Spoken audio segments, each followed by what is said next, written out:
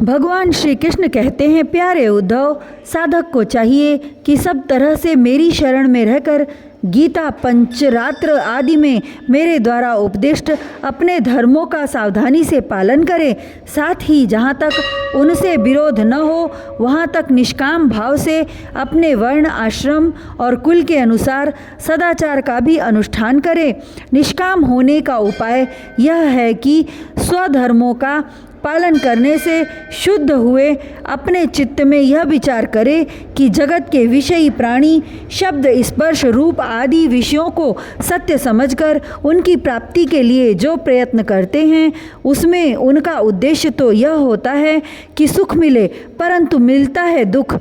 इसके संबंध में ऐसा विचार करना चाहिए कि स्वप्न अवस्था में और मनोरथ करते समय जागृत अवस्था में भी मनुष्य मन ही मन अनेकों प्रकार के विषयों का अनुभव करता है, परंतु उसकी वह सारी कल्पना वस्तु शून्य होने के कारण व्यर्थ है। वैसे ही इंद्रियों के द्वारा होने वाली भेद बुद्धि भी व्यर्थ ही है, क्योंकि यह भी इंद्रिय जन्य और नाना वस्तु विषयक होने के कारण पूर्ववत असत्य ही है। जो पुरुष मेरी शरण में है उसे अंतर्मुख करने वाले निष्काम अथवा नित्य कर्म ही करने चाहिए। उन कर्मों का बिल्कुल परित्याग कर देना चाहिए जो बहिर्मुख बनाने वाले अथवा सकाम हो। जब आत्मज्ञान की उत्कृष्ट इच्छा जाग उठे तब तो कर्म संबंधी विधि विधानों का भी आदर नहीं करना चाहिए। अहिंसा आदि यमों का तो आदर पूर्वक सेवन करना चाहिए, परंतु शौच, पवित्रता आदि नियमों का पालन शक्ति के अनुसार और आत्मज्ञान के विरोधी न होने पर ही करना चाहिए। जिज्ञासु पुरुष के लिए यम और नियमों के पालन से भी बढ़कर आवश्यक बात यह है कि वह अपने गुरु की, जो मेरे स्वरूप को जानने वाले और शांत हों, मेरा ही स्वरूप समझकर सेवा करे। शिष्य को अभिमान न करना चाहिए, वह कभी किसी से डाह न करे, किसी का बुरा न सोचे, वह प्रत्येक कार्य में कुशल हो, उसे आलस्य छूट न जाए, उसे कहीं भी ममता न हो, गुरु के चरणों में दृढ़ अनुराग हो, कोई काम हड़बड़ा कर न करे, उसे सावधानी से पूरा करे, सदा परमार्थ के संबंध में ज्ञान प्राप्त करने की इच्छा बनाए रखे, किसी के गुणों में दोष न निकाले और व्यर्थ की बात न करे। जिज्ञासु का परम धन है आत्मा, इसलिए वह स्त्री, पुत्र, घर, खेत, स्वजन और धन आदि संपूर्ण पदार्थों में एक सम आत्मा को देखे और किसी में कुछ विशेषता का आरोप करके उससे ममता न करे, उदासीन रहे। उद्धव, जैसे जलने वाली लकड़ी से उसे जलाने और प्रकाशित करने वाली आग सर्वथा अलग है, ठीक वैसे ही विचार करने पर जान पड़ता है कि पंचभूतों का बना स्थूल शरीर और मन, बुद्धि आदि 17 तत्वों का बना सूक्ष्म शरीर दोनों ही दृश्य और जड़ हैं, तथा उनको जानने और प्रकाशित करने वाला आत्मा साक्षी एवं स्वयं प्रकाश है। शरीर अनित्य, अनेक एवं जड़ है, आत्मा नित्य, एक एवं चेतन है। इस प्रकार देह की अपेक्षा आत्मा में महान विलक्षणता है, अतएव देह से आत्मा भिन्न है।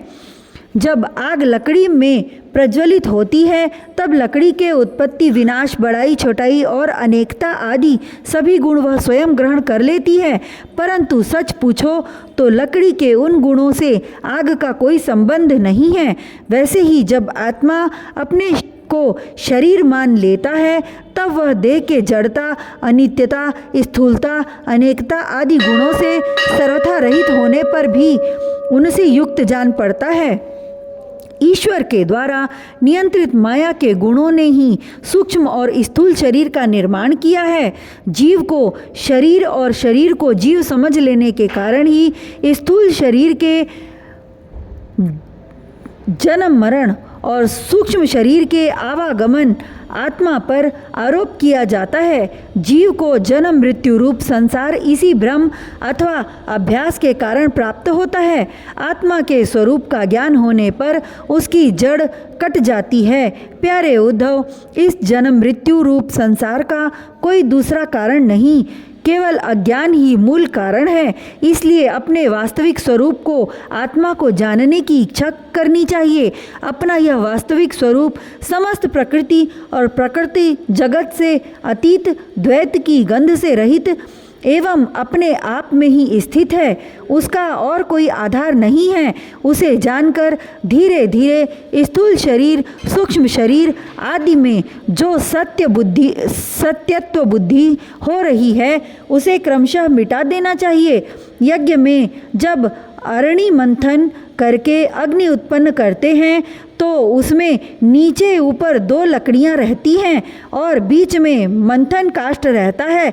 वैसे ही विद्या रूप अग्नि की उत्पत्ति के लिए आचार्य और शिष्य तो नीचे ऊपर की अरणियां हैं तथा उपदेश मंथन काष्ठ है। इनसे जो ज्ञानाग्नि प्रज्वलित होती है वह विलक्षण सुख देने वाली है।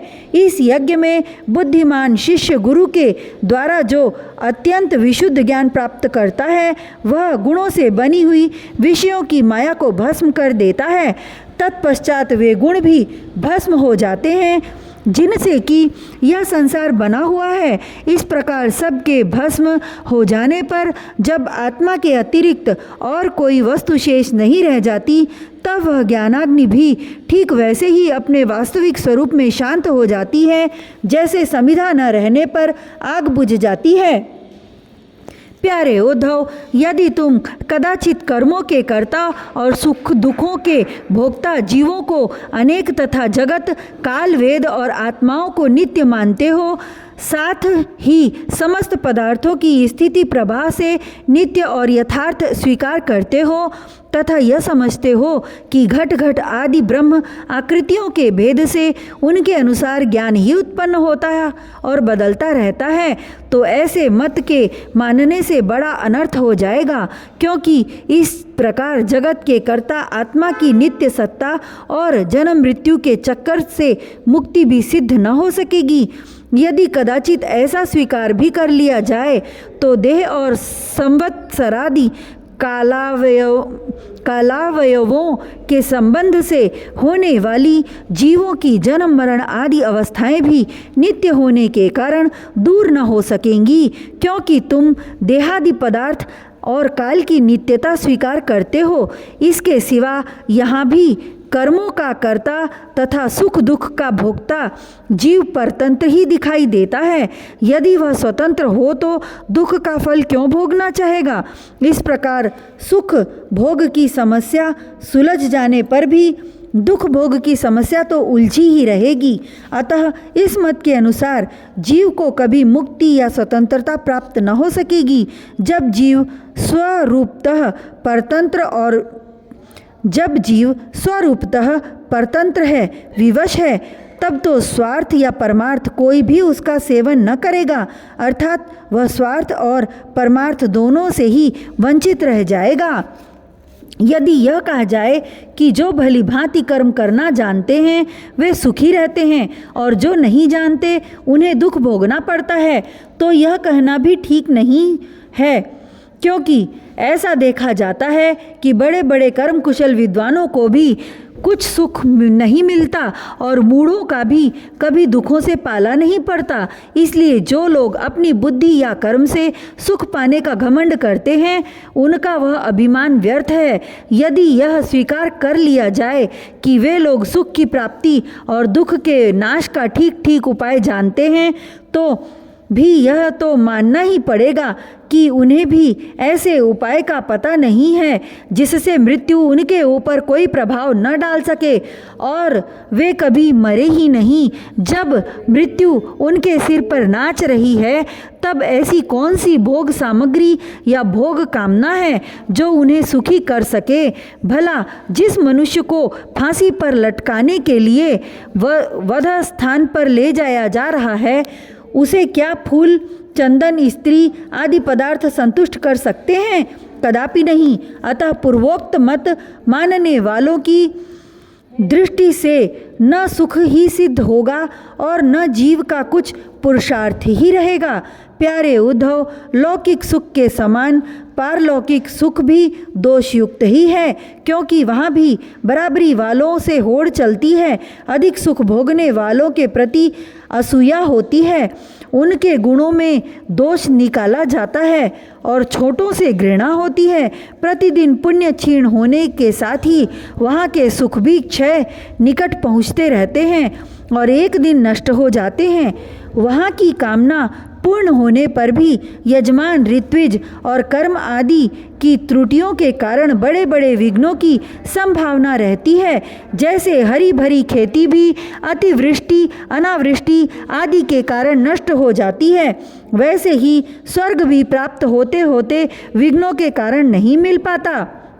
यदि यज्ञ यज्ञादि धर्म बिना किसी विघ्न के पूरा हो जाए तो उसके द्वारा जो स्वर्गादि लोक मिलते हैं उनकी प्राप्ति का प्रकार मैं बतलाता हूँ, सुनो। यज्ञ करने वाला पुरुष यज्ञों के द्वारा देवताओं की आराधना करके स्वर्ग में जाता है और वहाँ अपने पुण्यों कर्मों के द्वारा उपार्जित दिव्य भोगों को देवताओं के समान भोगता है। उसे उनके पुण्यों के अनुसार एक चमकीला विमान मिलता है और वह उस पर सवार होकर सुर सुंदरियों के साथ विहार करता है। गंधर्व गण उसके गुणों का गान करते हैं और उसके रूप लावण्य को देखकर दूसरों का मन लुभा जाता है।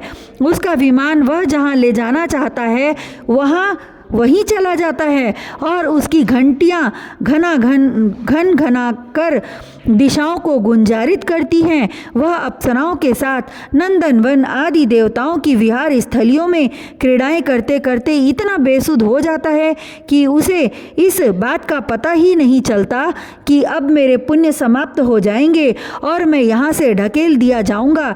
जब तक उसके पुण्य शेष रहते हैं तब तक वह स्वर्ग में चैन की बंसी बजाता रहता है, परंतु पुण्य क्षीण होते ही इच्छा न रहने पर भी उसे नीचे गिरना पड़ता है, क्योंकि काल की चाल ही ऐसी है। यदि कोई मनुष्य दुष्टों की संगति में पड़कर अधर्म परायण हो जाए, अपनी इंद्रियों को वश में होकर मनमानी करने लगे, लोभवश दाने दाने में कृपणता करने लगे, लंपट हो जाए अथवा प्राणियों को सताने लगे और विधि विरुद्ध पशुओं की बलि देकर भूत और प्रेतों की उपासना में लग जाए, तब तो वह पशुओं से भी गया बीता हो जाता है और अवश्य ही नरक में जाता है और उसे अंत में घोर अंधकार, स्वार्थ और परमार्थ से रहित अज्ञान में ही भटकना पड़ता है। जितने भी सकाम और बहिर्मुख करने वाले कर्म हैं उनका फल दुख ही है। जो जीव शरीर में अहंता ममता करके उन्हीं में लग जाता है, उसे बार बार जन्म पर जन्म और मृत्यु पर मृत्यु प्राप्त होती रहती है। ऐसी स्थिति में मृत्यु धर्मा जीव को क्या सुख हो सकता है। सारे लोक और लोकपालों की आयु भी केवल एक कल्प है, इसलिए मुझसे भयभीत रहते हैं। औरों की तो बात ही क्या, स्वयं ब्रह्मा भी मुझसे भयभीत रहते हैं, क्योंकि उनकी आयु भी काल से सीमित केवल दो परार्थ है, सत्व रज और तम। ये तीनों गुण इंद्रियों को उनके कर्मों से में प्रेरित करते हैं और इंद्रियां कर्म करती हैं। जीव अज्ञानवश सत्व रज आदि गुणों और इंद्रियों को अपना स्वरूप मान बैठता है और उनके किए हुए कर्मों का फल सुख दुख भोगने लगता है। जब तक गुणों की विषमता है, अर्थात शरीर आदि में मैं और मेरेपन का अभिमान है, तभी तक आत्मा के एकत्व की अनुभूति नहीं होती। वह अनेक जान पड़ता है और जब तक आत्मा की अनेकता है तब तक तो उन्हें काल अथवा कर्म किसी के अधीन रहना ही पड़ेगा। जब तक परतंत्र है तब तक ईश्वर से भय बना ही रहता है। जो मैं और मेरेपन के भाव से ग्रस्त रहकर आत्मा की अनेकता, परतंत्रता आदि मानते हैं और वैराग्य न ग्रहण करके बहिर्मुख करने वाले कर्मों का ही सेवन करते रहते हैं, उन्हें शोक और मोह की प्राप्ति होती है। प्यारे उद्धव, जब माया के गुणों में क्षोभ होता है तब मुझ आत्मा को ही काल, जीव, वेद, लोक, स्वभाव और धर्म आदि अनेक नामों से निरूपण करने लगते हैं। ये सब मायामय है, वास्तविक सत्य मैं आत्मा ही हूँ। उद्धव जी ने पूछा, भगवान, यह जीव देह आदि रूप गुणों में ही रह रहा है, फिर देह से होने वाले कर्मों या सुख दुख आदि रूप फलों में क्यों नहीं बंधता है? अथवा यह आत्मा गुणों से निर्लिप्त है, देह आदि के संपर्क से सर्वथा रहित है, फिर इसे बंधन की प्राप्ति कैसे होती है? बद्ध अथवा मुक्त पुरुष कैसा बर्ताव करता है? वह कैसे विहार करता है? या वह किन लक्षणों से पहचाना जाता है? कैसे भोजन करता है और मल त्याग आदि कैसे करता है? कैसे सोता है, कैसे बैठता है और कैसे चलता है? अच्युत, प्रश्न का मर्म जानने वालों में आप श्रेष्ठ हैं, इसलिए आप मेरे इस प्रश्न का उत्तर दीजिए। एक ही आत्मा अनादि गुणों के संसर्ग से नित्यबद्ध भी मालूम पड़ता है और असंग होने के कारण नित्य मुक्त भी। इस बात को लेकर मुझे भ्रम हो रहा है।